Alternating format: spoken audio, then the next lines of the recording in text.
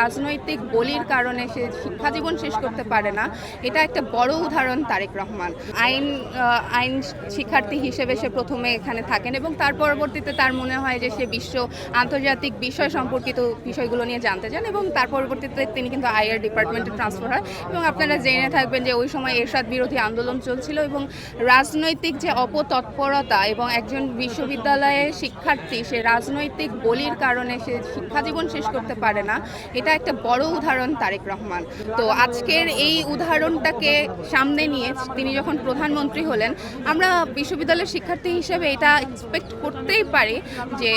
পরবর্তীতে রাজনৈতিক সহিংসতার কারণে কোনো শিক্ষার্থী তার শিক্ষা জীবন শেষ করতে পারবে না, এরকম কোনো ঘটনাই আর পরবর্তী বাংলাদেশে হবে না এবং সবাই তার রাজনৈতিক পরিবেশ, সেটা যে দলেরই হোক, সবাই তার রাজনৈতিক দলের পরিবেশটা সুস্থভাবে পাবে এবং তাদের পড়াশোনাটা এটা তাদের মৌলিক অধিকারের মধ্যে পড়ে এবং তাদের ইচ্ছা মতো পড়াশোনা করা এবং হায়ার স্টাডিজের জন্য যা যা করা প্রয়োজন আমাদের বর্তমান সরকার অবশ্যই তারা প্রতিজ্ঞাবদ্ধ এবং আমরাও আশা করছি বিশ্ববিদ্যালয় প্রশাসন থেকে আমরা এরকম পাবো। এবং আপনারা জেনে থাকবেন যে আমাদের সায়েন্স ফ্যাকাল্টি যেগুলো আছে তারা পিছিয়ে রয়েছে, বিভিন্ন সমস্যা রয়েছে বিশ্ববিদ্যালয়গুলো কেন্দ্রিক। তো সেই সমস্যাগুলো নিয়ে আমরা কাজ করব এবং সায়েন্স রিলেটেড যে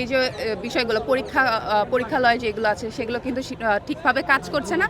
এখন এই সরকারের সময় এসে আমরা চাচ্ছি যে এইগুলো নিয়ে কাজ করার জন্য।